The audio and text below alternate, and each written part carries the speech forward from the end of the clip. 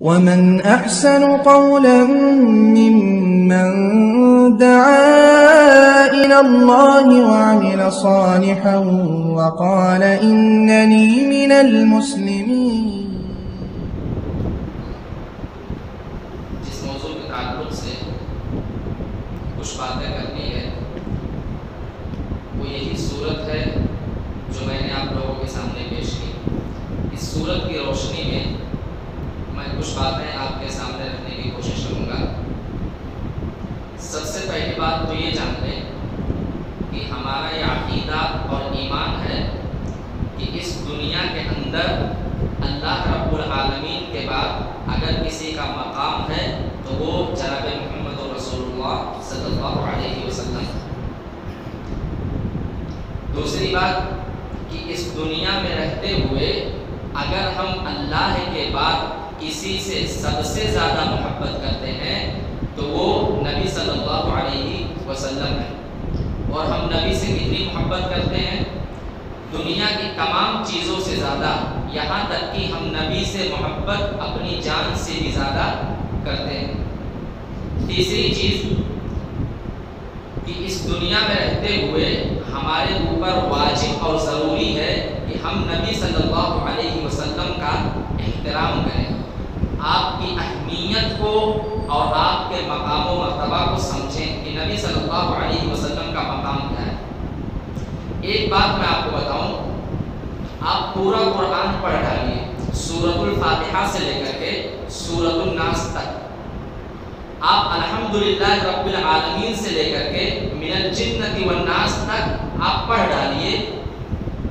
آپ کو ایک بات سمجھ میں آئے گی کہ اس دنیا کے اندر جتنے انبیاء آئے، جتنے رسول آئے، اللہ رب العالمین نے کسی بھی نبی کو، کسی بھی رسول کو اگر کسی بات کا حکم دیا ہے تو ان کا نام لے کر کے دیا. جتنے انبیاء اور رسول اس دنیا میں آئے سب کو اللہ رب العالمین نے نام لے کر کے مخاطب کیا. جیسے ہمارا مسئلہ یہ ہوتا ہے کہ اگر ہم کسی کو بلاتے ہیں تو اس کا نام لے کر کے بلاتے ہیں. اگر کسی کا نام محمد ہے تو کہتے ہیں اے محمد، کسی کا نام عبداللہ ہے تو کہتے ہیں اے عبداللہ. اسی طریقے سے اللہ رب العالمین نے تمام انبیاء، تمام رسولوں کا نام لے کر کے انہیں مخاطب کیا ہے. ان کو کسی بات کا حکم دیا ہے تو نام لے کر کے حکم دیا ہے. لیکن جب بات آتی ہے ہمارے نبی صلی اللہ علیہ وسلم کی تو اللہ نے کہیں بھی نبی صلی اللہ علیہ وسلم کا نام نہیں لیا. آپ پورا قرآن پڑھ ڈالیے، تمام انبیاء اور رسول کے نام آپ کو مل جائیں گے کہ اللہ نے نام لے کر کے خطاب کیا. لیکن نبی صلی اللہ علیہ وسلم کا نام لے کر کے اللہ رب العالمین نے کہیں بھی آپ کو مخاطب نہیں کیا. یہ مقام اللہ کے نزدیک ہمارے نبی صلی اللہ علیہ وسلم کا ہے. دو تین مثالوں سے بات سمجھاتا ہوں. حضرت ابراہیم علیہ السلام کو لے لیجیے. اللہ نے ان کو حکم دیا، ان کو خطاب کیا، ان کو مخاطب کیا تو کیا کہا؟ یا ابراہیم قد صدقت الرؤیا. دیکھو حضرت ابراہیم کا اللہ نے نام لیا کہ اے ابراہیم تم نے اپنے خواب کو سچ کر دکھایا. حضرت یحییٰ علیہ السلام کو آپ لیجئے، اللہ نے نام لے کر کے پکارا، کہا یا یحییٰ خذ الکتاب بقوہ. اے یحییٰ اس کتاب کو پوری طاقت کے ساتھ پکڑو. حضرت عیسیٰ علیہ السلام کی بات آئی تو اللہ نے کہا یا عیسیٰ، نام لے کر کے بلایا. حضرت موسیٰ علیہ السلام کی بات آتی ہے تو اللہ نے کہا یا موسیٰ، نام لے کر کے بلایا. لیکن جناب محمد رسول اللہ صلی اللہ علیہ وسلم کا مقام اللہ کے نزدیک اتنا بڑا ہے کہ اللہ نے کہیں بھی محمد صلی اللہ علیہ وسلم کا نام لے کر کے نہیں پکارا ہے. اللہ نے کیسے پکارا؟ بلا نام کے پکارا. جیسے اللہ نے کہا یا ایھا المزمل قم اللیل الا قلیلا. یہ نہیں کہا کہ اے محمد آپ رات میں کھڑے ہو کر کے نماز پڑھیے، یہ نہیں کہا. کیا کہا؟ اے مزمل، اے چادر کو اوڑھنے والے، رات میں تہجد کی نماز پڑھو، رات میں کھڑے ہو کر کے نماز پڑھو. سورہ مدثر کو دیکھیے، اللہ نے کیا کہا؟ یا ایھا المدثر قم فانذر. اے کپڑا لپیٹے ہوئے انسان، یعنی اے محمد صلی اللہ علیہ وسلم. اللہ نے نام نہیں لیا، مدثر کہا لیکن نام نہیں لیا. اے کپڑے میں لپٹے ہوئے انسان کھڑے ہو جا اور جا کر کے لوگوں کو ڈرا، اپنے رب کے عذاب سے ڈرا. تو کہیں اللہ نے کیا کہا؟ یا ایھا الرسول بلغ ما انزل الیک من ربک. اے رسول، یہاں بھی نبی صلی اللہ علیہ وسلم کو اللہ نے خطاب کیا لیکن نام نہیں لیا. کیا کہا؟ رسول. اے رسول، تمہارے اوپر جو کچھ نازل کیا گیا ہے ساری چیزیں جا کر کے لوگوں تک پہنچا دو. تو کہنے کا مطلب یہ ہے کہ نبی صلی اللہ علیہ وسلم کا مقام اللہ کے نزدیک اتنا بڑا ہے کہ اللہ نے نام لے کر کے نبی کو کہیں نہیں پکارا ہے. پورے قرآن کو آپ دیکھ لیجئے، اللہ نے نبی محترم صلی اللہ علیہ وسلم کا نام نہیں لیا. میں نے جو سورت پڑھی سورۃ الکوثر، آپ یہاں بھی دیکھیے اللہ نے کیا کہا؟ انا اعطیناک الکوثر، ہم نے آپ کو کوثر دیا. کوثر کسے دیا گیا؟ محمد صلی اللہ علیہ وسلم. لیکن اللہ نے نام نہیں لیا. کیا کہا؟ ہم نے آپ کو کوثر دیا، یعنی اے محمد صلی اللہ علیہ وسلم. لیکن اللہ نے محمد کا لفظ یہاں استعمال نہیں کیا، نبی صلی اللہ علیہ وسلم کا نام نہیں لیا. اللہ چاہتا تو یہ کہہ سکتا تھا کہ اے محمد ہم نے آپ کو کوثر دیا، لیکن اللہ نے محمد صلی اللہ علیہ وسلم کا نام نہیں لیا. کیا کہا؟ انا اعطیناک الکوثر، ہم نے آپ کو کوثر دیا ہے. کوثر کا کیا مطلب ہے؟ کوثر کا دو مطلب علماء نے بیان کیا. ایک مطلب تو یہ ہے کہ ہم نے آپ کو بہت ساری بھلائیاں دی، دنیا کے اندر جتنی بھلائیاں ہیں سب ہم نے آپ کو دے دیا، آخرت کے اندر جتنی بھلائیاں ہیں سب ہم نے آپ کو دے دیا ہے. دنیا اور آخرت کی ساری بھلائیاں اے محمد صلی اللہ علیہ وسلم ہم نے آپ کو عطا کر دی ہے، ہم نے آپ کو دے دی. دو حدیث کی روشنی میں آپ کو بتاؤں کہ نبی صلی اللہ علیہ وسلم کو کون کون سی بھلائیاں ملی. ویسے تو اللہ کے رسول صلی اللہ علیہ وسلم کو اللہ نے دنیا کی اور آخرت کی ساری بھلائیاں دے دی، لیکن دو حدیث سے آپ سمجھیں. پہلی حدیث میں پڑھتا ہوں. وعن انس رضی اللہ تعالی عنہ قال قال رسول اللہ صلی اللہ علیہ وسلم انا اکثر الانبیاء تبعا وانا اول من یقرع باب الجنۃ. رواہ مسلم کی کتاب الایمان. حضرت انس کہتے ہیں کہ اللہ کے نبی صلی اللہ علیہ وسلم نے ارشاد فرمایا کہ دنیا میں تو بہت سارے انبیاء اور رسول آئے، دنیا میں بہت سارے انبیاء اور رسول آئے، لیکن سب سے زیادہ پیروی کرنے والے لوگ میری امت کے ہوں گے. حضرت موسیٰ علیہ السلام ہے، حضرت نوح علیہ السلام ہے، حضرت عیسیٰ ہے، حضرت آدم ہے، حضرت ابراہیم. بہت سارے انبیاء اور رسول اس دنیا میں آئے، لیکن نبی محترم صلی اللہ علیہ وسلم کے پیروکار جتنے ہیں اتنا کسی اور نبی کے نہیں ہے. نبی صلی اللہ علیہ وسلم کی امت جتنی بڑی ہے اتنی بڑی امت کسی اور نبی کی نہیں ہے. سب سے زیادہ اطاعت اگر کسی کی جائے گی اس دنیا میں تو جناب محمد رسول اللہ صلی اللہ علیہ وسلم. یہ بہت بڑی بھلائی ہے. تقریباً 1,24,000 کے قریب انبیاء اور رسول اس دنیا میں آئے. 1,24,000 کے قریب انبیاء اور رسول اس دنیا میں تشریف لائے، لیکن ہمارے نبی صلی اللہ علیہ وسلم کی پیروی کرنے والے سب سے زیادہ ہیں. نبی محترم صلی اللہ علیہ وسلم کو ماننے والے سب سے زیادہ ہیں. یہ بہت بڑی بھلائی ہے جو نبی کو دی گئی. تو نبی صلی اللہ علیہ وسلم کو اللہ نے کیا کہا؟ ہم نے آپ کو دنیا کی ساری بھلائیاں دے دی، اور ان تمام بھلائیوں میں ایک بھلائی یہ ہے، ایک نعمت یہ ہے کہ آپ کی پیروی کرنے والے سب سے زیادہ ہیں، آپ کے اتباع کرنے والے لوگ سب سے زیادہ ہیں، آپ کی بات ماننے والے لوگ سب سے زیادہ ہیں. اس کے بعد نبی صلی اللہ علیہ وسلم نے فرمایا کہ قیامت کے دن سب سے پہلے جنت کا دروازہ میں کھٹکھٹاؤں گا. جنت کے سارے دروازے بند رہیں گے. سب سے پہلے جو جنت کے دروازے پہ جا کر کے دستک دے گا وہ نبی محترم صلی اللہ علیہ وسلم ہے. یہ آخرت کی بھلائی ہے. دنیا کی بھلائی یہ ہے، دنیا کی نعمت یہ ہے کہ آپ کے پیروکار سب سے زیادہ، اور آخرت کی بھلائیوں میں سے ایک بھلائی، آخرت کی نعمتوں میں سے ایک نعمت یہ ہے کہ نبی محترم صلی اللہ علیہ وسلم قیامت کے دن سب سے پہلے جنت کا دروازہ کھٹکھٹائیں. نبی سے پہلے کسی اور نبی کو یہ مقام نبی سے پہلے کسی کی ہمت ہی نہیں ہوگی کہ وہ جا کر کے جنت کا دروازہ کھٹکھٹائے. اور ایک حدیث میں آتا ہے کہ نبی صلی اللہ علیہ وسلم جنت کا دروازہ کھٹکھٹائیں گے, آپ کے لیے سب سے پہلے جنت کا دروازہ کھولا جائے گا, اور سب سے پہلے جنت میں جو داخل ہوگا وہ ہمارے نبی صلی اللہ علیہ وسلم ہے. تو اللہ نے کہا کہ ہم نے آپ کو دنیا کی ساری نعمتیں دے دی, ہم نے آپ کو آخرت کی ساری نعمتیں دے دی, ہم نے آپ کو اتنا بڑا مقام دے دیا کہ آپ کے پیروکار سب سے زیادہ, ہم نے آپ کو اتنا بڑا مقام دے دیا کہ قیامت کے دن سب سے پہلے جنت کا دروازہ کھٹکھٹانے کا, جنت کے دروازے پر دستک دینے کا مقام کسی کو ملے گا تو اے نبی صلی اللہ علیہ وسلم وہ آپ ہیں. تو سب سے پہلے نبی صلی اللہ علیہ وسلم جنت کا دروازہ کھٹکھٹائیں گے اور آپ کے لیے جنت کا دروازہ کھولا جائے گا, اور آپ صلی اللہ علیہ وسلم سب سے پہلے جنت میں داخل ہوں گے. آپ سے پہلے کوئی جنت میں داخل نہیں ہوگا, آپ صلی اللہ علیہ وسلم سے پہلے جنت میں کوئی نہیں جائے. ایک اور حدیث سن لیں پھر بات آگے بڑھاتا ہوں. وعن ابی ہریرہ رضی اللہ تعالی عنہ قال قال رسول اللہ صلی اللہ علیہ وسلم انا سید ولد آدم یوم القیامہ وأول من ينشق عنه القبر وأول شافع وأول مشفع رواه مسلم في كتاب الفضائل.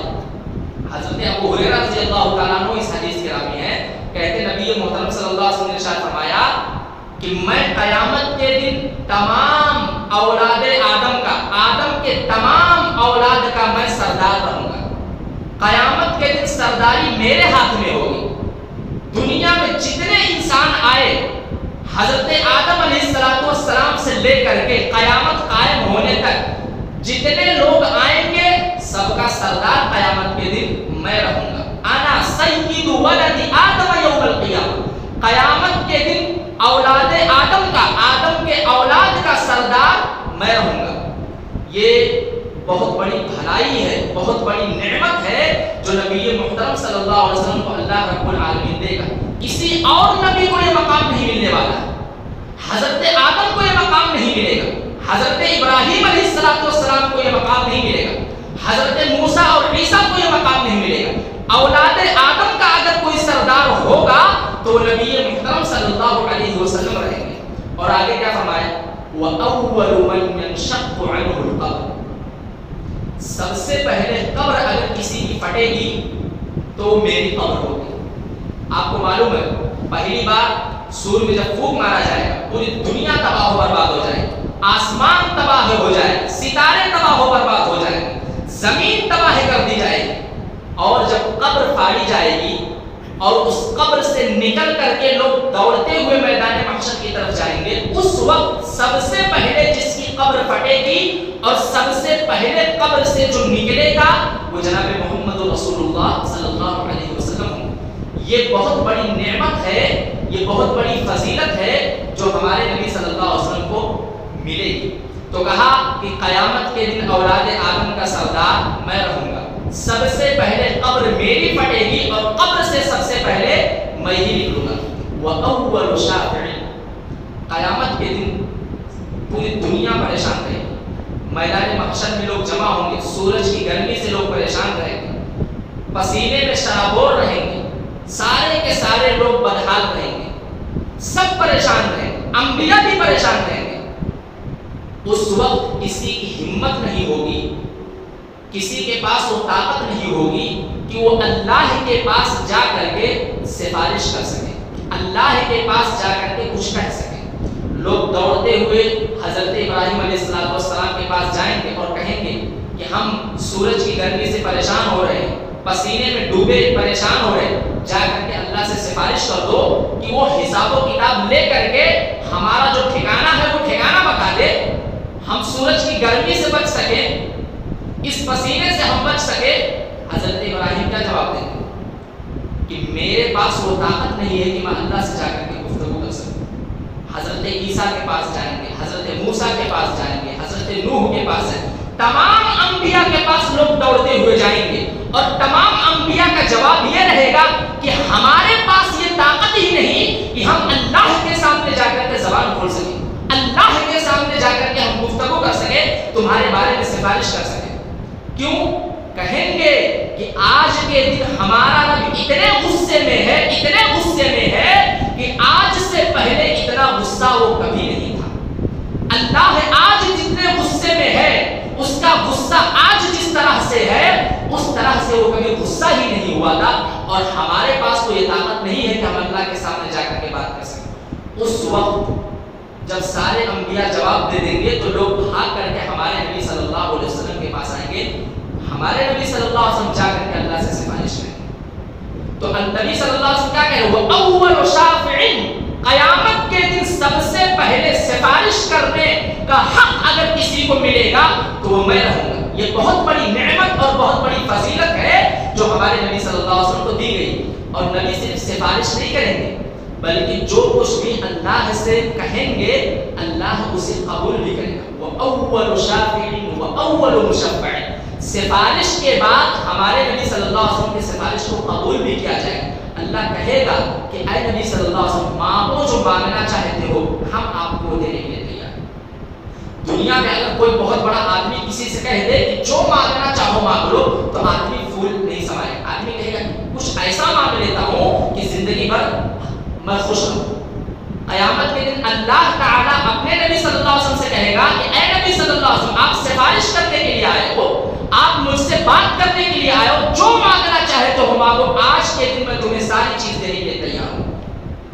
تو یہ نبی محترم صلی اللہ علیہ وسلم کا مقام ہے۔ اللہ نے کیا کہا انا اعطیناک الکوثر، اے نبی صلی اللہ علیہ وسلم ہم نے آپ کو کوثر دیا ہے، ہم نے آپ کو دنیا کی ساری نعمتیں، دنیا کی ساری بھلائیاں دے دی ہیں، آخرت کی ساری نعمتیں، آخرت کی ساری بھلائیاں دے دی ہیں۔ آپ کا مقام تو وہ ہے، آپ کو ہم نے اتنی بڑی نعمت دے دی کہ تمام انبیاء میں سب سے افضل بنا دیا۔ جتنے انبیاء اور رسول اس دنیا میں آئے سب سے بڑا مقام آپ کا ہے، آپ تمام انبیاء اور تمام رسول میں سب سے افضل۔ آپ کا مقام تو اتنا بڑا ہے کہ آپ کے اگلے اور پچھلے سارے گناہ کو میں نے معاف کر دیا۔ آپ کا مقام اتنا بڑا ہے کہ آپ کو ہم نے جو کتاب دی ہے قرآن، یہ جو کتاب دی ہے یہ تمام کتابوں میں سب سے افضل کتاب ہے۔ آپ کا مقام اتنا بڑا ہے، آپ کو ہم نے اتنی بڑی بھلائی دے دی ہے کہ آپ کو جو دین ہم نے دیا ہے وہ دین تمام دین میں سب سے بہترین دین ہے۔ اب اگر کوئی آدمی یہ کہے کہ میں حضرت موسیٰ علیہ السلام کے دین کو مانوں گا تو وہ انسان جہالت پر ہے۔ اب اگر کسی کا دین ہے تو وہ ہمارے نبی صلی اللہ علیہ وسلم کا دین ہے جو قیامت تک باقی رہنے والا۔ نبی سے پہلے جتنے دین جتنے مذہب اس دنیا میں تھے اب سب ختم ہو چکے۔ نبی محترم صلی اللہ علیہ وسلم کو اللہ نے جو دین دیا اس دین کے ذریعے سے تمام دین کو اللہ نے ختم کر دیا، مٹا دیا۔ تو ہم نے آپ کو بہت ساری بھلائیاں۔ ایک دوسرا مطلب ہے کہ ہم نے آپ کو حوض کوثر دیا۔ یا حوض کوثر کیا ہے؟ ایک حدیث بتا کے بات آگے کرتا ہوں۔ حوض کوثر یہ وہ نہر ہے جو قیامت کے دن اللہ رب العالمین اپنے نبی صلی اللہ علیہ وسلم کو دینے والا ہے، جس کے بارے میں نبی صلی اللہ علیہ وسلم نے فرمایا کہ یہ نہر ایسا ہے کہ اس نہر کے کنارے، اس نہر سے پانی پینے کے لیے جو برتن رکھے ہوئے ہیں وہ اتنے زیادہ ہیں کہ جیسے آسمان میں ستارے ہیں، آپ ان ستاروں کو گن نہیں سکتے۔ آسمان میں کتنے ستارے ہیں، ان کی تعداد کیا ہے، ان کی گنتی کیا ہے، آپ کو نہیں پتا۔ ایسے ہی اس نہر کے کنارے جو برتن رکھے ہوئے ہیں پانی پینے کے لیے وہ اتنے زیادہ ہیں کہ ان کی تعداد کے بارے میں کسی کو نہیں پتا۔ اور نبی صلی اللہ علیہ وسلم فرمایا اس نہر کا جو پانی، یہ جو حوض کوثر قیامت کے دن اللہ رب العالمین مجھے دینے والا ہے، اس کا جو پانی ہے اتنا سفید ہے کہ ایک روایت کے مطابق دودھ سے بھی زیادہ سفید ہے۔ دودھ جس طریقے سے سفید ہوتا ہے اس سے زیادہ سفید اس نہر کا پانی ہے، اس سے زیادہ وائٹ ہے۔ اور بعض روایتوں میں آتا ہے کہ جو برف ہوتا ہے برف سے زیادہ سفید ہے۔ اور پانی اتنا میٹھا ہے کہ جس طریقے سے شہد ہوتا ہے، شہد کتنا میٹھا ہوتا ہے اس سے زیادہ میٹھا یہ پانی ہے۔ اور ایک بار آدمی جب پی لے گا اس پانی کو تو وہ کبھی بھی پیاسا نہیں ہوگا، اسے کبھی پیاس نہیں لگے۔ جس نے بھی ایک بار اس نہر سے پانی پی لیا وہ کبھی پیاسا نہیں ہوگا۔ لیکن اس نہر سے پانی پینے کے لیے ایک شرط ہے، آپ جب اس شرط پر اتریں گے اسی وقت آپ اس نہر سے پانی پائیں گے۔ وہ شرط کون سی ہے؟ نبی صلی اللہ علیہ وسلم نے فرمایا اسی حدیث کے آخر میں کہ میں لوگوں کو پانی پلاؤں گا. کتنا بڑا مقام ہے ہمارا اور آپ کا کہ اللہ کے نبی صلی اللہ علیہ وسلم اپنے ہاتھوں سے ہمیں پانی پلائیں گے. اس نہر سے اپنے ہاتھوں سے پانی نکال کر کے ہمیں پلائیں گے. نبی صلی اللہ علیہ وسلم کہہ رہے ہیں میں لوگوں کو پانی پلا رہا ہوں گا, میں دیکھوں گا کہ کچھ لوگ آئیں گے اور میں ان کی طرف بڑھوں گا تاکہ میں ان کو پانی پلاؤں, لیکن فرشتے آ کر کے ان کو روک دیں گے کہ تم اس نہر کا پانی نہیں پی سکتے. میں پوچھوں گا, میں کہوں گا کہ اے فرشتوں کی جماعت تم نے انہیں کیوں روکا؟ وہ میری امت کے لوگ ہیں, وہ میرے ماننے والے ہیں, وہ میری پیروی کرنے والے لوگ ہیں, وہ اس نہر کا پانی پینے کے لیے آئے ہیں, آپ انہیں کیوں روک رہے ہو؟ تو فرشتے کیا جواب دیں گے کہ اے نبی آپ نہیں جانتے ہو یہ وہ لوگ ہیں جنہوں نے آپ کے دین میں نئی نئی چیزیں ایجاد کر دی تھی, بدعت ایجاد کر دیا تھا, نئی نئی چیزیں انہوں نے اپنی طرف سے گڑھ کر کے دین میں ملا دیا تھا, دین میں ان لوگوں نے ملاوٹ کر دی تھی. تو پتہ یہ چلا کہ اگر اس نہر کا پانی پینا ہے تو ہمیں بدعت سے دور رہنا ہوگا. دین کے اندر اپنی طرف سے کوئی بات گڑھ کر کے, اپنی طرف سے کوئی بات بنا کر کے ڈال دینا جس کا دین سے کوئی تعلق نہیں ہے, یہ اتنا بڑا جرم ہے, اتنا بڑا جرم ہے, اتنا بڑا گناہ ہے کہ ایسا کرنے والا قیامت کے دن حوض کوثر کے پانی سے محروم ہو جائے. فرشتے ایسے آدمی کو دھکے دے کر کے بھگائیں گے کہ دور رہو اس نہر سے, تمہیں یہ حق نہیں حاصل ہے کہ تم اس نہر کا پانی پیو. کیوں؟ کیونکہ تم نے دین میں نئی نئی چیزیں اپنی طرف سے گڑھ کے ڈال دی تھی. تو ضرورت اس بات کی ہے کہ اس دنیا میں رہتے ہوئے ہم بدعت سے دور رہیں, بدعت سے دور رہیں. ہماری کوشش یہ ہونی چاہیے کہ ہم انہی باتوں کو لیں جس پر دلیل موجود ہو, جس پر قرآن اور حدیث کی مہر لگی ہوئی ہو. اگر قرآن اور حدیث سے کوئی بات ثابت نہیں ہے تو ہم اسے چھوڑ دیں, اگر قرآن اور حدیث سے دلیل موجود ہے تو ہم اس بات کو فوراً لے لیں, لیکن اگر دلیل موجود نہیں ہے تو ہم اس بات کے کنارے نہ جائیں.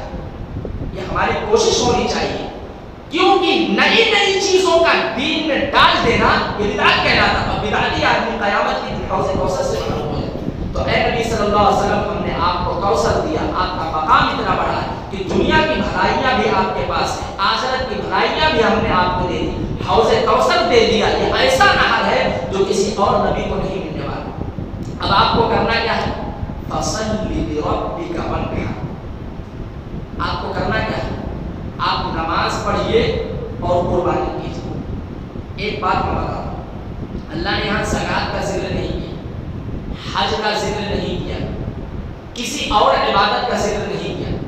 اللہ نے کیا کہا؟ آپ کو ہم نے اتنا بڑا مقام دیا, آپ کو اتنے بڑے رتبے پر ہم نے رکھ دیا, اب آپ کو کرنا کیا ہے؟ آپ نماز پڑھ کے اپنے رب کا شکریہ ادا کیجئے کہ اے میرے رب تو نے ہمیں اتنا بڑا مقام دے دیا. یہاں پر اللہ نے سب سے پہلے نماز کا ذکر کیا, دیگر عبادتوں کا ذکر اللہ نے نہیں کیا. کیوں؟ یہ بتانے کے لیے کہ نماز سے بڑی کوئی عبادت ہے ہی نہیں اسلام میں. اسلام میں جتنی عبادتیں ہیں ان تمام عبادتوں میں سب سے بڑا مقام نماز کا ہے, باقی عبادتیں اس کے نیچے.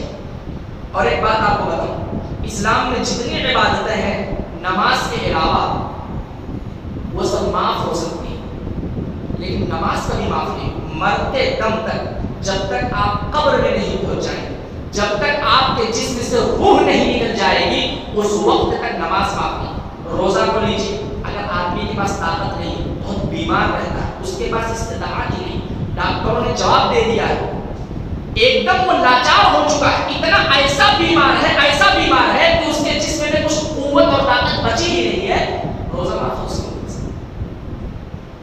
مجبوری کی حالت میں روزہ معاف ہو سکتا ہے. زکات کو لے لیجیے, آدمی کے پاس استطاعت نہیں ہے تو زکات معاف ہے. حج کو لے لیجیے, آدمی کے پاس استطاعت نہیں ہے تو حج معاف ہے. لیکن نماز یہ وہ عبادت ہے جو کسی بھی صورت میں معاف نہیں. کھڑے ہو کر کے نہیں پڑھ سکتے, بیٹھ کر کے پڑھیے. بیٹھ کر کے نہیں پڑھ سکتے, لیٹ کر کے پڑھیے. لیٹ کر کے نہیں پڑھ سکتے, آنکھوں کے اشاروں سے پڑھیے. لیکن نماز پڑھنی ہی پڑھنی ہے آپ کو, ہر حالت میں نماز آپ کو پڑھنی. نماز کبھی معاف نہیں. روزہ استطاعت نہیں ہے, اللہ معاف کر سکتا ہے. حج استطاعت نہیں ہے, اللہ معاف کر سکتا ہے. زکات استطاعت نہیں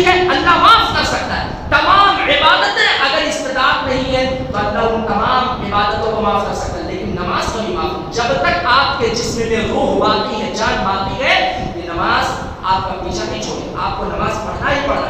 तो इसीलिए अल्लाह ने नमाज का जिक्र सबसे पहले किया, यही बताने के लिए कि नमाज का जो मकाम है वो किसी और इबादत नहीं। फसल्लि लिरब्बिका, ऐ नबी सल्लल्लाहु अलैहि वसल्लम आप अपने रब के लिए नमाज पढ़ के अपने रब का शुक्र अदा कीजिए। इसीलिए हदीस में आता है, हजरत आयशा कहती है कि अल्लाह के नबी सल्लल्लाहु अलैहि वसल्लम फर्ज नमाज के अलावा नफली नमाज है तहज्जुद और दीगर नमाज है सुन्नत नफिल इतना पढ़ते थे, इतना पढ़ते थे, इतना पढ़ते थे कि आपके पैर में दर्द शुरू हो जाता, तकलीफ शुरू हो जाती है, वर्म आ जाता, सूजन आ जाता। इतना इह्तिमाम करते थे नबी सल्लल्लाहु अलैहि वसल्लम नमाज का।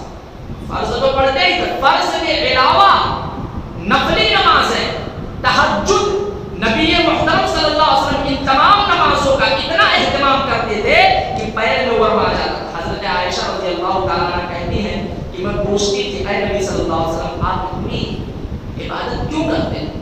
आपके तो अगले और पिछले सारे गुनाह को अल्लाह ने माफ कर दिया है, तो आप इतना परेशान क्यों रहते हैं?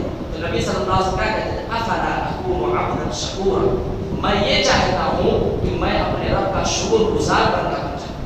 आप देखिए जिसके अगले और पिछले सारे गुनाह माफ हैं, वो मेहनत कर रहा है कि रब का शुक्रगुजार बन जाऊँ, रब का शुक्रिया अदा करने वाला बन जाऊँ। और हमारा मामला ये है कि हमें पता ही नहीं कि हम जन्नत में जाएंगे या जहन्नम में जाएंगे, हमारा ठिकाना जन्नत में बनेगा या जहन्नम में बनेगा, हमें पता ही नहीं। और हम उसी नमाज के साथ मजाक कर रहे हैं, उसी नमाज से हम कोसों दूर रहे, उसी नमाज को पढ़ने के लिए हम तैयार नहीं।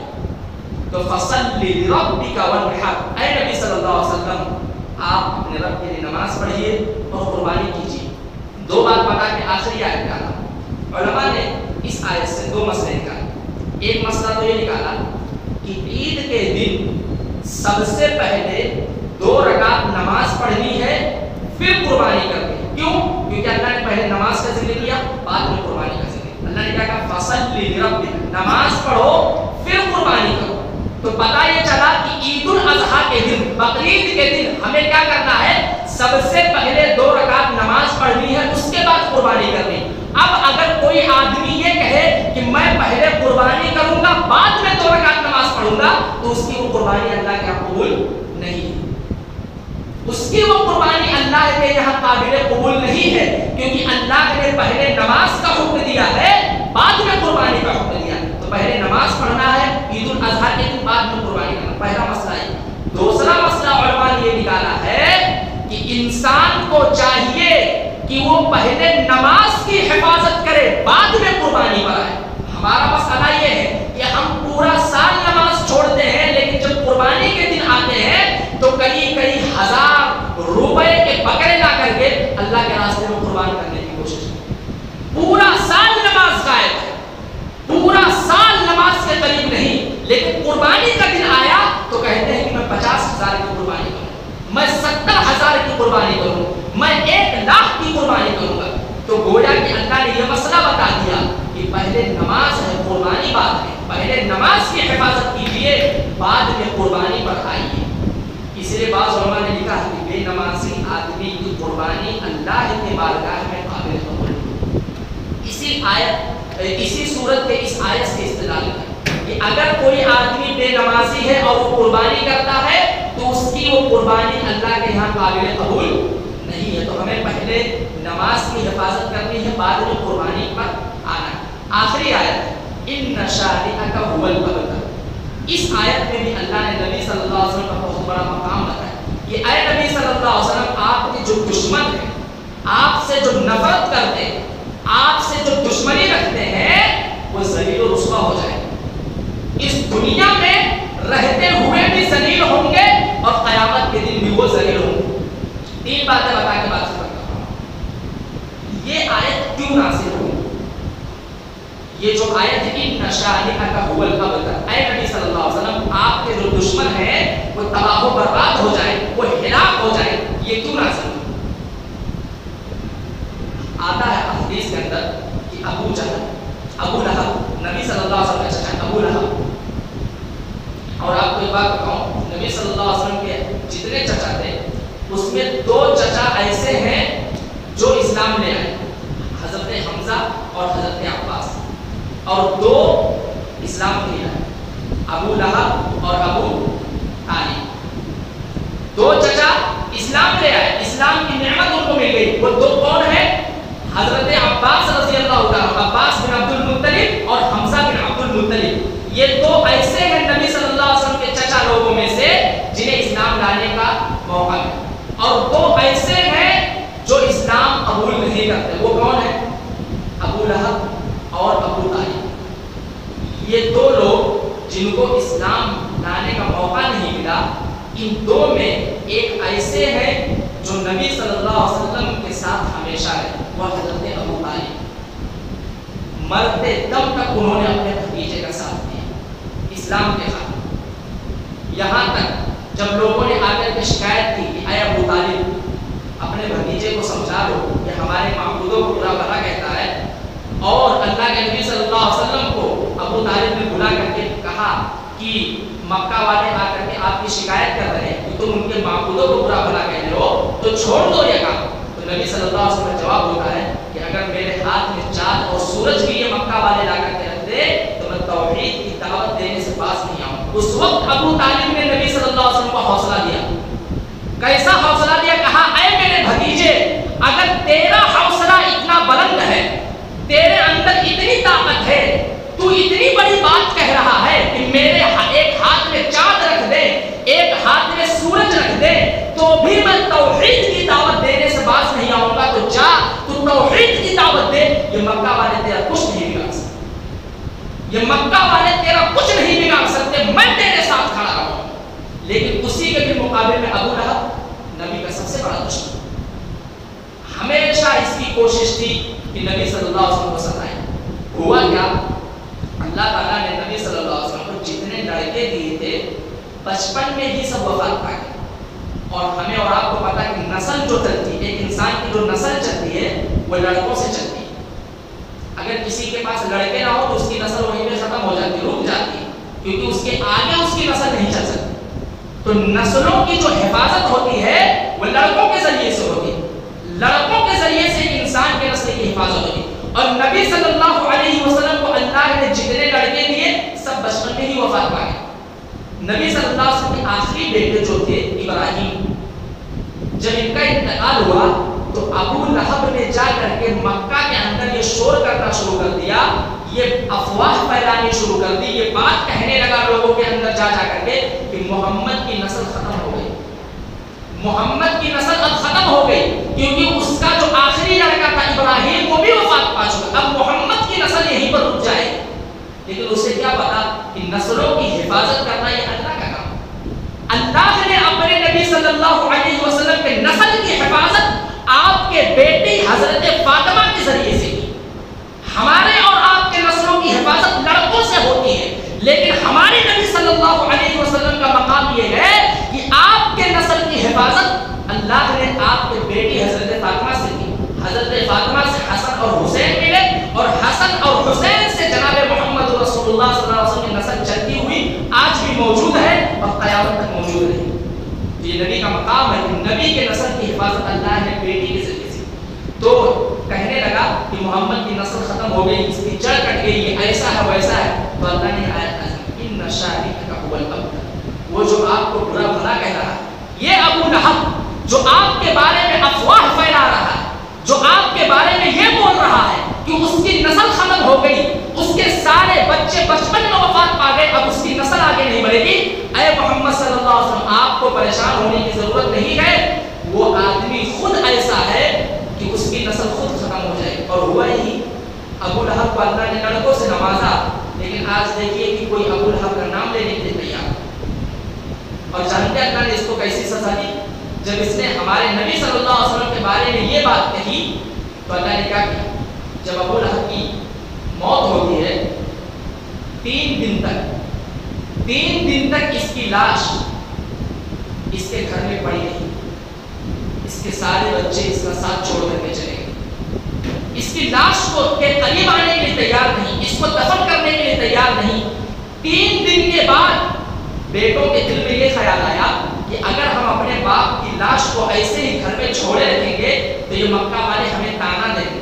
तो उन्होंने क्या किया, उस आदमियों को मजदूरी पर रखा और उनको हुक्म दिया कि जाओ गड्ढा खोदो और उस गड्ढे में ले जाकर के इस आदमी की लाश फेंक करके उसके ऊपर मिट्टी डालो। नबी सल्लल्लाहु अलैहि वसल्लम को पूरा भला कहने वाला इंसान अल्लाह ने ऐसी मौत दी, इतनी जिल्लत के साथ मारा कि उसको कफन भी नसीब नहीं हुआ, उसको गुस्ल भी नसीब नहीं हुआ, कफन भी अल्लाह ने छीन लिया, गुस्ल भी छीन लिया। ले जाकर के बच्चों ने चंद मजदूरों के हवाले कर दिया, कहा ले जाओ और गड्ढा खोद करके उसमें फेंक करके मिट्टी ऊपर से डालो। अल्लाह ने इसे इतना जलील किया। और एक बात आपको बताऊं, यही पर रोक करके सुनिए, बद्र का मौका, नबी के शान में गुस्ताखी करने वाले दुनिया में भी जलील है और कयामत में भी जलील है। अबू लहब की मिसाल आपके सामने, अल्लाह ने जिल्लत की मौत से उसे मारा, ऐसी मौत दी कि दुनिया उसको पढ़ती है और अफसोस करती है। बद्र का मकाम है, लोग जमा हुए, लड़ाई चालू हुई। हजरत अब्दुर्रहमान बिन औफ कहते हैं कि दो छोटे छोटे बच्चे, एक का नाम मुआज है और दूसरे का नाम मुअव्विज है। बहुत प्यारा नाम, मुआज और मुअव्विज, प्यारा प्यारा नाम। हमारा मामला ये है कि हम कहते हैं कि हम सहाबाए किराम के नामों पर नाम नहीं रखेंगे, हमको नया नया नाम चाहिए। हम ढूंढते हैं नया नाम, कोई नाम रखता अहयान, कोई माना नहीं, कोई कहता अयान, कोई माना नहीं, कोई कुछ रख रहा है, कोई कुछ, कोई फरजान, कोई माना नहीं। नाम ऐसा रखिए जिसका कोई माना हो, या ऐसा नाम हो जो सहाबाए किराम के नामों में से हो, या हमारे असलाफ के नामों में से हो, अइम्मा के नामों में से। हम नया नए, अभी एक पोस्टर पे मेरी नजर पड़ी, उस पे लिखा था मौलाना शाहरुख। लोग इस तरीके का नाम रख रहे हैं, मौलाना शाहरुख। मुंबई के अंदर मैंने देखा कि जुमा की लिस्ट निकली हुई है, उसमें एक जगह लिखा हुआ फला मस्जिद में मौलाना शाहरुख साहब खिताब फरमाए। इस तरीके के लोग नाम रखते हैं। मुआज और नाम का असर पड़ता है इंसान को। नाम अगर अच्छा होगा तो उसके असर से वो लड़का भी अच्छा होगा, नाम अगर बुरा होगा तो उसके असर से वो बुराई उसके अंदर आ जाए। इसलिए सईद बिन मुसैयब, इनके वालिद का नाम, इनके दादा का नाम हज़र, हज़र का माना होता है गमगीन, हमेशा अफसोदा रहना, अफसोस में रहना, गमगीन रहना। कहते हैं कि नबी सल्लल्लाहु अलैहि वसल्लम ने इनको कहा कि अपना ये नाम चेंज कर लो, लेकिन उन्होंने कहा मैं चेंज नहीं करूँगा। हजरत सईद बिन मुसैयब कहते हैं कि मैं हमेशा देखता था कि मेरे दादा हमेशा गमगीन रहते, कभी मैंने उनके चेहरे पर खुशी नहीं देखी। नाम का असर होता है, नाम अच्छा होगा तो अच्छा असर बच्चों पे आएगा, नाम अगर बुरा होगा तो बुरा असर आएगा। तो मुआज और मुअव्विज में नाम रखना चाहिए। हजरत अब्दुर्रहमान बिन औफ कहते हैं ये दो छोटे छोटे बच्चे मेरे बगल में खड़े थे, अचानक इन दोनों ने मुझसे कहा कि ऐ चचा, क्या आप हमें ये बता सकते हैं कि अबू जहल कौन है? अबू जहल के बारे में आप हमें बता सकते हैं? नबी सल्लल्लाहु अलैहि वसल्लम का सबसे बड़ा दुश्मन, जिसके बारे में ये कहा गया कि इस उम्मत का फिरऔन है, इस उम्मत का फिरऔन अबू जहल। कहते हैं कि मैंने कहा कि ऐ मेरे भतीजों, तुम्हारी उम्र 10-12 साल की उम्र है, तुम लड़ने के लिए मैदान में आ गए हो, ये लड़ाई चालू है, तलवारें चल रही है और तुम्हारे अंदर इतनी हिम्मत कि तुम अबू जहल के बारे में पूछ रहे हो। आखिर तुम अबू जहल के बारे में क्यों पूछ रहे हो, क्या चाहते हो? अगर मैं बता दूं कि ये अबू जहल है तो तुम क्या करोगे? उन दोनों का जवाब सुनिए, उन दोनों का जवाब क्या है? कहते हैं वो दोनों बच्चे कि ऐ मेरे चचा, हमने ये सुना है कि अबू जहल हमारे नबी सल्लल्लाहु अलैहि वसल्लम को गालियां देता। आप देखिए छोटे छोटे बच्चे, उनका ईमान कितना, उनके दिल में नबी सल्लल्लाहु अलैहि वसल्लम की मोहब्बत की थी, उनकी परवरिश ही ऐसे की थी, उनके वालिदैन ने उनकी परवरिश ही ऐसे की थी कि उनके दिल में हमारे नबी सल्लल्लाहु अलैहि वसल्लम की मोहब्बत बैठी हुई थी। इतनी मोहब्बत है कि नबी को गाली दी जा रही है, छोटे छोटे बच्चों को तकलीफ हो रही है। आज हमारा मामला ये है कि हमारे बच्चों को नहीं पता नबी का हक क्या है, हमारे बच्चों को नहीं पता नबी से मोहब्बत क्या चीज है, नबी से मोहब्बत कैसी करनी चाहिए, हमारे बच्चों को नहीं पता। बच्चों को तो छोड़िए, बड़ों को नहीं पता। ये दो छोटे छोटे बच्चे, उनको पता है कि नबी से मोहब्बत का मतलब क्या होता है। नबी को गाली दी जा रही है, इनको तकलीफ हो रही है कि हमारे नबी को गाली दी जाए। कहा कि हमने ये सुना है कि वो हमारे नबी सल्लल्लाहु अलैहि वसल्लम को गालियां देता है, और अल्लाह की कसम अगर हमें वो दिख गया तो या तो वो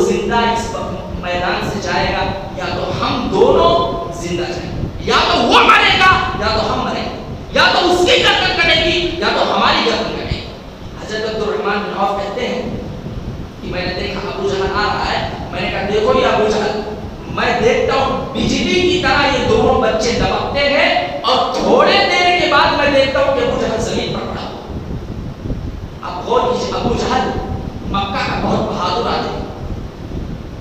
جس نے یہ دعویٰ کیا تھا جب اسے پتا چلا کہ جہنم کے اندر 19 داروں کا ہے تو اس نے کہا کہ اے مکہ والے آدھے کو تم دیکھ لینا آدھے کو میں دیکھ لوں گا. اتنا طاقتور کہ وہ کیا کہتا ہے کہ جہنم کے اوپر 19 داروں کا مقرر ہے. اے مکہ والوں ٹینشن مت لو, آدھے لوگوں کو تم دیکھ لینا اور آدھے لوگوں کو میں دیکھ لوں گا. میرے اندر اتنی طاقت ہے کہ آدھے لوگوں سے میں نمٹ سکتا ہوں. اتنی طاقت نہیں دیتا, لیکن مارا جاتا ہے 2 چھوٹے چھوٹے بچوں کے ہاتھ, 10-12 سال کے بچوں کے ہاتھوں. اللہ نے اس کو ذلیل و رسوا کیا, اللہ نے اسے موت بھی دی 2 چھوٹے چھوٹے بچوں کے ہاتھ. تو ان شانئک هو الابتر, اے نبی صلی اللہ علیہ وسلم آپ کے جو دشمن ہیں وہ ذلیل ہو جائیں, دنیا میں بھی ذلیل ہوں گے اور آخرت میں بھی ذلیل. 2 باتیں بتا کے بات کریں. اب نبی تو چونکہ ہمارے درمیان نہیں ہے, نبی صلی اللہ علیہ وسلم چونکہ ہمارے درمیان ہے, اب نبی سے دشمنی کا کیا مطلب؟ علماء نے لکھا نبی سے دشمنی اب یہ ہے کہ نبی کی بات کو نہ مانا جائے, نبی کے فرمان کو نہ مانا جائے, قرآن اور حدیث کو نہ ماننا یہ نبی کے ساتھ دشمنی ہے.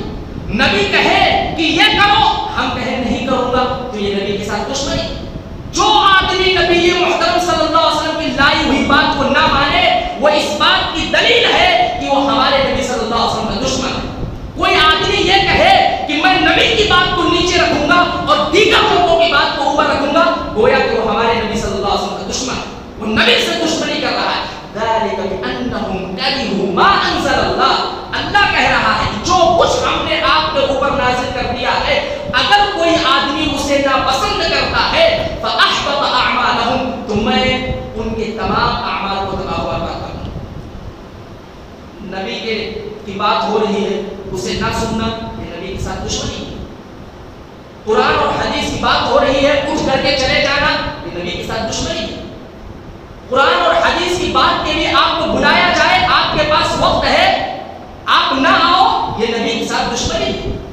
نبی تو نبی ہے لیکن نبی کی بات ہمارے درمیان موجود ہے. نبی کی بات کو نہ ماننا, نبی کی پیروی نہ کرنا, نبی کی اطاعت نہ کرنا, نبی کے لائے ہوئے شریعت کو نہ ماننا یہ نبی کے ساتھ دشمنی کے برابر ہے. تو ان شانئک هو الابتر, آپ کے جو دشمن ہیں وہ ذلیل ہو کر کے رہیں گے, وہ رسوا ہو کر کے رہیں گے, دنیا میں بھی ذلیل ہوں گے اور آخرت میں بھی ذلیل.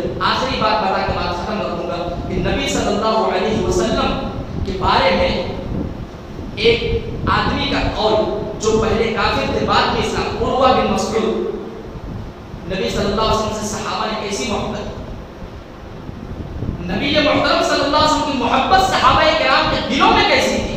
ایک کافر آ کر کے گواہی دے رہا جو اس کو اسلام نہیں لایا تھا. عروہ بن مسعود ثقفی کہتے ہیں کہ میں صلح حدیبیہ کے موقع پر یہ اللہ کے نبی صلی اللہ علیہ وسلم کے پاس گئے تھے لکھا پڑھی کے لیے. یہ کہتے ہیں کہ جب میں بات کر رہا تھا نبی صلی اللہ علیہ وسلم سے تو میں اپنا ہاتھ نبی صلی اللہ علیہ وسلم کے داڑھی تک لے جاتا تھا, آپ کے داڑھی کو پکڑ کے کھینچتا تھا. پیچھے حضرت مغیرہ بن شعبہ کھڑے تھے, جب بھی وہ دیکھتے کہ عروہ یہ نبی صلی اللہ علیہ وسلم کے داڑھی کو ہاتھ لگا رہا ہے تو تلوار سے ہاتھ پر مارتے, تلوار کے نوک سے, اور کہتے اے نبی کے دشمن اپنا ہاتھ میرے نبی کے داڑھی سے توڑ. نبی سے محبت دیکھیے, نبی سے محبت صحابہ کرام کے دلوں میں کتنی تھی. داڑھی پر ہاتھ لگنا بھی گوارا نہیں کر رہے صحابہ کہ نبی کا کوئی دشمن نبی کے داڑھی کو چھوئے, نبی کے داڑھی کے بال کو ٹچ کرے, یہ بھی صحابہ کرام کو گوارا نہیں. اور یہی عروہ جب واپس آتا ہے تو مکہ والوں سے کیا کہتا ہے, کافر ہے, اسلام نہیں لایا ابھی, مکہ والوں سے کیا کہتا ہے کہ اے مکہ والوں اب میں یہ کہتا ہوں کہ تم لوگ محمد کا پیچھا چھوڑ دو, اب اس کو کوئی نہیں روک سکتا ہے.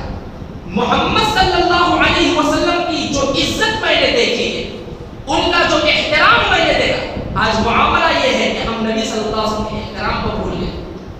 نبی کا احترام کیا ہے ہم نے نہیں پہچانا, نبی کا مقام کیا ہے ہم نے نہیں پہچانا, نبی کی اہمیت کیا ہے ہم نے نہیں جانا, نبی محترم صلی اللہ علیہ وسلم کی فضیلت کیا ہے ہم نے نہیں جانا, اور جانتے ہیں تو جاننے کے بعد عمل نہیں کرتے. کیا کہتا ہے عروہ کہ تم محمد کے پیچھے تم لوگ جو پڑے ہوئے ہو اب چھوڑ دو, اب محمد کو آگے بڑھنے سے کوئی نہیں روک سکتا. میں نے اپنی آنکھوں سے دیکھا ہے کہ محمد کے جو ساتھی ہیں نا, جب محمد بات کرتا ہے اس کے ساتھیوں کے ساتھ چھوڑ جاتے ہیں. کسی کی ہمت اور کسی کی مجال نہیں ہوتی ہے کہ نبی کے آنکھوں سے آنکھیں ملا کر کے نبی کو دیکھے. محمد بات کرتا ہے, کچھ بولتا ہے تو محمد کے ساتھی سر جھکا کر کے غور سے محمد صلی اللہ علیہ وسلم کی بات کو سنتے, اور اتنے غور سے سنتے ہیں کہ اگر ان کے سر پر چڑیا اور پرندہ آ کر کے بیٹھ جائے تو اسے پتہ ہی نہ چلے کہ میں انسان کے اوپر بیٹھا ہوں. اتنے غور سے وہ لوگ سنتے ہیں. اور میں نے یہ بھی دیکھا کہ جب وہ تھوکتا ہے, محمد صلی اللہ علیہ وسلم جب تھوکتے ہیں تو اس کی جو عزت اس کے ساتھیوں کے دلوں میں ہے. میں نے دیکھا ہے جب بھی وہ تھوکتا ہے تو اس کے ساتھی اپنا ہاتھ بڑھا کر کے اس کے تھوک کو ہاتھ میں روک کر کے اپنے جسموں پر مل لیتے ہیں. اتنا بڑا مقام ہے. اور جب وہ وضو کرتا ہے تو میں نے دیکھا ہے اپنی آنکھوں سے اس کے ساتھی وہ پانی جو وضو کرتے ہوئے زمین پر گرتا ہے اس کے ساتھی اس پانی کو اپنے ہاتھوں میں روک لیتے اور اسے اپنے جسموں پر لگا لیتے. اتنا بڑا مقام اس آدمی کا اس کے ساتھیوں کے دلوں میں. اس لیے اب تم اس کا پیچھا چھوڑو.